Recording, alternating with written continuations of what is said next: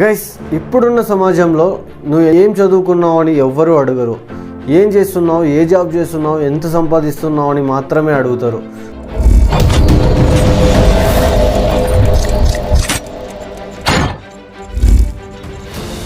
Hey guys, welcome back to our channel. This is Rishikesh. ఈరోజు వీడియోలో మనం జాబ్ ఎలా క్రాక్ చేయాలి, ప్లేస్మెంట్ ఎలా తెచ్చుకోవాలి అనే దాని గురించి తెలుసుకుందాం. రెజ్యూమే ఎలా ప్రిపేర్ చేయాలి అనే దాని గురించి తెలుసుకుందాం. So guys, hope you like this video. End వరకు చూడండి, నీట్గా అర్థమవుతుంది.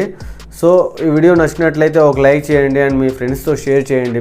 గైస్, జాబ్ లేకపోతే సిచ్యువేషన్ ఎలా ఉంటుందో ఐ నో దట్. ఎందుకంటే చాలామంది జాబ్ లేక సర్వైవల్ ప్రాసెస్ కోసం చాలా స్ట్రగుల్ చేస్తున్నారు. చాలా వేరే జాబ్స్ చేసుకుంటూ సర్వైవ్ అవుతున్నారనమాట. బట్ ఒక పర్టికులర్ జాబ్, మనం నేర్చుకున్న టెక్నాలజీ, మనం చదువుకున్న చదువుకి సంబంధించిన జాబ్ అయితే ఈ జనరేషన్లో అయితే రావడం లేదు. మీరు ఎంతవరకు ఒప్పుకుంటారో ఐ డోంట్ నో. బట్ ఒకవేళ ఇది నిజం అనిపిస్తే ప్లీజ్ కామెంట్ చేయండి. అండ్ సీరియస్లీ చెప్తున్నా గైస్, మనం బీటెక్ జాయిన్ అయ్యేటప్పుడు మనకు ఉండే ఆ ఎంజాయ్మెంట్ కానీ, ఆ ఫ్రీడమ్ కానీ వన్స్ బీటెక్ అయిపోయిన తర్వాత అస్సలు దొరకదనమాట. ఫర్ ఎగ్జాంపుల్ ఎలా అంటే, మన ఫ్రెండ్స్ అందరూ జాబ్కి వెళ్ళిపోయిన తర్వాత మనం కూడా బోర్ ఫీల్ అవుతాం. జాబ్ లేకపోతే ఇంట్లో రెస్పెక్ట్ ఉండదు, బయట రెస్పెక్ట్ ఉండదు, ఎవరు పడితే వాళ్ళు ఎలా పడితే అలా మాట్లాడుతుంటారు. సో ఆ సిచ్యువేషన్ చూసి మనం సిటీస్కి వచ్చేసి ఏదో ఒకటి చేసుకోవాలి, ఎలాగో అలా బ్రతకాలి అనేసి ఒక ఛాలెంజ్తో వచ్చేస్తామన్నమాట. సో ఫైనలీ ఇక్కడ వచ్చిన తర్వాత, సిటీస్కి వచ్చిన తర్వాత ఏమవుతుంది అంటే, మనం ఒక పర్టికులర్ స్కిల్ నేర్చుకున్న తర్వాత ఆ స్కిల్ మీద మనకు జాబ్ అనేది రాదు. సో అలాంటి సిచ్యువేషన్ ఉంది. బట్ అంటే టాలెంట్ లేకపోవడం వల్లనో, లేదంటే జాబ్ లేకపోవడం వల్లనో అని కాదు. మనం చూస్ చేసుకున్న పాత్లో ఎలా వెళ్ళాలి అనేది చాలామందికి తెలియదు. జస్ట్ వస్తారు, కోచింగ్ ఇన్స్టిట్యూట్స్కి జాయిన్ అవుతారు, జాబ్ రాలేదంటే ఏదో ఒకటి చేసుకుని బ్రతుకుతుంటారనమాట. సో ఇదే జరుగుతుంది. బట్ మనం ఇప్పుడున్న సిచ్యువేషన్లో జాబ్ని ఎలా క్రాక్ చేయాలి, ప్లేస్మెంట్ ఎలా అచీవ్ చేయాలి అనే దాని గురించి తెలుసుకుందాం. ఎందుకంటే మీ సపోర్ట్ ఉండడం వల్ల నేను ఇంకా మంచి వీడియోస్ చేయడం జరుగుతుంది. Let's get started. Guys, basically చూడండి, సింపుల్. మనకు జాబ్ లేదంటే మనం బోర్ ఫీల్ అవ్వడమో లేదా నెగిటివిటీ ఫీల్ అవ్వడమో అని జరుగుతుంది. సో ఆ నెగిటివిటీని మనం తీసేయాలి అంటే ఏదో ఒక పని చేస్తూ ఉండాలి లైఫ్లో. సో గుర్తుపెట్టుకోండి, మనం ఎక్కడి నుండి స్టార్ట్ చేయాలి అనేది main important. First thing, set your clear goals. Guys గుర్తుపెట్టుకోండి, ఒక క్లియర్ గోల్ అనేది ఉండాలి. సో ఇప్పుడు మనం బీటెక్ చదువుతున్నట్లయితే మనం టెక్నాలజీ సైడ్ వెళ్ళడం, లేదంటే డిగ్రీ చదువుతున్నట్లయితే ఫైనాన్స్ సైడ్ కానీ, లేదంటే మార్కెటింగ్ సైడ్ కానీ ఇలా వెళ్ళడం. ఒక క్లియర్ సెట్ గోల్ అనేది పెట్టుకోవాలన్నమాట. సో చాలామంది ఏం చేస్తుంటారంటే, బీటెక్ చదివిన వాళ్ళు బ్యాంక్లో చేస్తుంటారు, బ్యాంక్లో డిగ్రీ చదివిన వాళ్ళు సాఫ్ట్వేర్ సైడ్ వచ్చి స్ట్రగుల్స్ చేస్తుంటారు. సో ఇలాంటివి చాలా జరుగుతుంటాయి. బట్ నేను దాని గురించి మాట్లాడడం లేదు. ఎందుకంటే మనకి ఒక క్లియర్ గోల్ అనేది ఉండాలి. మనం ఏది నేర్చుకోవాలి అనుకుంటున్నామో, ఎటు సైడ్ వెళ్ళాలి అనేది ఒక క్లియర్ గోల్ అనేది ఉండాలన్నమాట. ఫర్ ఎగ్జాంపుల్, ఇప్పుడు టెక్నాలజీ సైడ్ నువ్వు రావాలి అనుకుంటే lot of technologies are available in market. So దాన్ని మనం ఎలా చూస్ చేసుకోవాలి, దాన్ని మనం ఫిట్ అవుతామా లేదా అనేది ఫస్ట్ తెలుసుకోవాలి. స్పెసిఫిక్గా ఒక టెక్నాలజీ మాత్రమే చూస్ చేసుకొని దాని మీద హ్యాండ్స్ ఆన్ అయ్యేంత వరకు మనం ఫుల్గా ప్రాక్టీస్ చేయాలన్నమాట. సో ఇలా ఎంతమంది చేస్తున్నారో కామెంట్ చేయండి. గైస్, మనం ఏదైతే నేర్చుకున్నామో ఆ టెక్నాలజీ, దాని గురించి మాత్రమే మీరు రెజ్యూమ్లో మెన్షన్ చేయడం నేర్చుకోండి. చాలామంది ఏం చేస్తున్నారంటే, తెలియని టెక్నాలజీని తీసుకొచ్చి వేరే వాళ్ళ రెజ్యూమేస్ని కాపీ చేసి, మీకు అదేంటో తెలీదు, దాని గురించి కూడా మీరు దాంట్లో పెట్టేసి ఇంటర్వ్యూస్కి అటెండ్ అవుతుంటారనమాట. అటెండ్ అయినప్పుడు ఏం జరుగుతుందంటే, మీకు తెలియని దాని గురించి వాడు అడిగితే, ఇంటర్వ్యూవర్ అడిగితే మీరు ఏమని ఆన్సర్ ఇస్తారో, సో అప్పుడు ఎత్తిపోతుందనమాట. Simple. And second thing guys, మనము ఇంటర్వ్యూకి ప్రిపేర్ అవ్వడం నేర్చుకోవాలి. ఫస్ట్ థింగ్, మనం ఇంటర్వ్యూకి ఎలా ప్రిపేర్ అవ్వాలి, సెల్ఫ్ ఇంట్రడక్షన్ అనేది ఎలా ఇవ్వాలి, మన స్ట్రెంగ్స్ అండ్ వీక్నెస్ గురించి ఎలా మాట్లాడాలి అనేది దాని గురించి ఫస్ట్ మనం తెలుసుకోవాలి. మాక్ ఇంటర్వ్యూస్, ఈ మాక్ ఇంటర్వ్యూస్ అనేది చాలా ఇంపార్టెంట్ అనమాట. సో చాలామంది ఏం చేస్తుంటారంటే, మాక్ ఇంటర్వ్యూస్ ఇవ్వడం ప్రాక్టీస్ చేస్తుంటారు.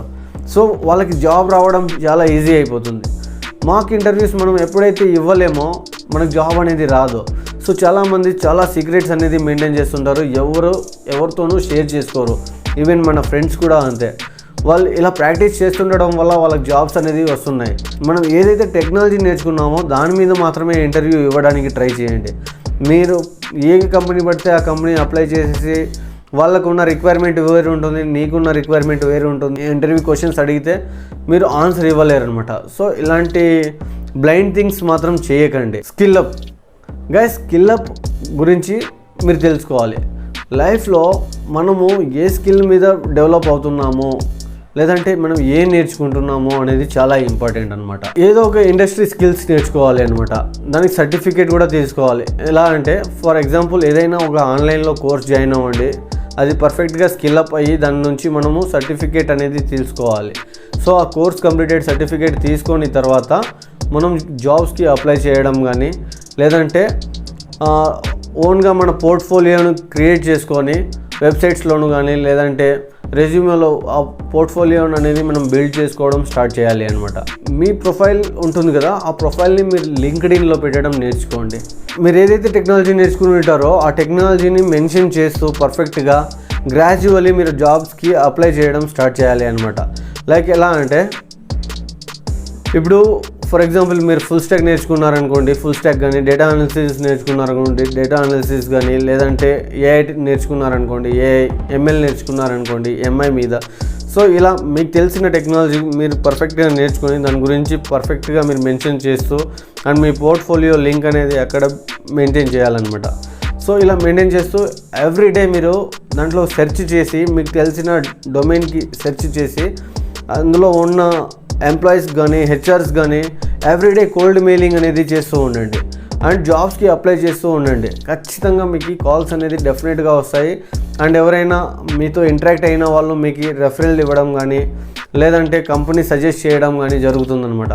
సో ఇలా యూజ్ చేసుకుంటే చాలా ఈజీగా జాబ్ వచ్చే ఛాన్సెస్ అయితే ఉంటాయి కదా. అప్లై స్ట్రాటజికల్లీ గైస్, ఇది చూడండి, మనం ఏదైనా జాబ్స్కి అప్లై చేసేటప్పుడు ఎక్కడ పడితే అక్కడ అప్లై చేస్తుంటాం.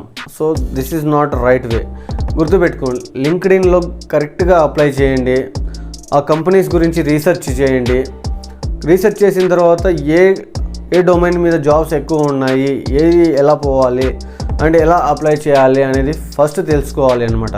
సో అది తెలుసుకొని మనం కరెక్ట్గా అప్లై చేస్తూ ఉంటే మనకు కాల్స్ రావడం అనేది జరుగుతాయి. చాలామంది లింక్డ్ఇన్లో కానీ నౌకరీలోను కానీ ఇండిడ్లో ఇలా జాబ్స్ అప్లై చేస్తుంటారు అనమాట. సో ఇలా చేయకుండా మీరేం చేయాలి అంటే ఫస్ట్ కంపెనీ పోర్టల్స్లో వెళ్ళండి. కంపెనీ వెబ్సైట్స్ ఉంటాయి కదా, కంపెనీ వెబ్సైట్స్లో వెళ్ళి కెరీర్స్ ఆప్షన్ చూస్ చేసుకొని వాటిలో ఏ డొమైన్ మీద జాబ్స్ ఉన్నాయో మీకు రిలేటివ్ డొమైన్ ఏమన్నా ఉంటే ఆ రిలవెంట్ డొమైన్ మీద మీరు జాబ్స్కి అప్లై చేయడం కానీ చేయాలి. అండ్ సెకండ్ థింగ్ వచ్చేసి జాబ్ పోర్టల్స్ ఉంటాయి. ఆ జాబ్ పోర్టల్స్లో మీరు పర్ఫెక్ట్గా లైక్ నౌకరీ కానీ లింక్డ్ఇన్ కానీ ఇంకా గ్లాస్ డోర్స్ కానీ ఇలాంటివి ఉంటాయి. సో వాటిలో వెళ్ళి మీరు అప్లై చేయండి కన్సిస్టెన్సీగా. గైస్, ఒకరోజు అప్లై చేసి సెకండ్ డే మీరు అప్లై చేయకుండా ఉండి మళ్ళీ కాల్స్ కోసం వెయిట్ చేస్తే మీకు కాల్స్ అనేది రావు. Daily everyday morning 7 to 8 o'clock లోపల మీరు కరెక్ట్గా ఒక 20 to 30 కంపెనీస్ అప్లై చేస్తే ఏదో ఒక కంపెనీ మీ రెజ్యూమ్ని ఐడెంటిఫై చేసి మీ స్కిల్స్ని ఐడెంటిఫై చేసి మీకు జాబ్ ఇవ్వడానికి ట్రై చేస్తారనమాట. Stay consistency guys. మన లైఫ్లో కన్సిస్టెన్సీ అనేది చాలా ఇంపార్టెంట్. ఒక మనిషికి పేషెన్స్ అండ్ కన్సిస్టెన్సీ అనేది చాలా అవసరం అనమాట. ఫర్ ఎగ్జాంపుల్ మీరు డే 1 నుంచి స్టార్ట్ చేస్తే డే 30th వరకు జాబ్కి అప్లై చేస్తూ ఉండాలి.